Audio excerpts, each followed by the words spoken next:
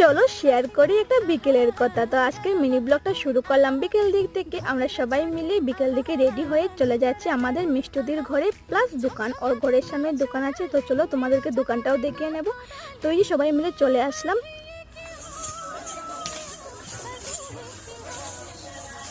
তো এসে দেখি এদিকে মিষ্টুদির ডান্স ক্লাসটা চলছে। তো তারপর আমরা সবাই মিলে চাটা খেলাম, দেন চলে যাচ্ছি দোকানে, একদম ঘরের সামনেই দোকানটা। আসতে পারি? এইসব কি নিউ মাল? শেষ হয়ে গেছে। তো আমি যে যে জিনিস চয়েস করে দেখে গিয়েছিলাম এগুলো কি রয়েছে? হ্যাঁ হ্যাঁ, কানের।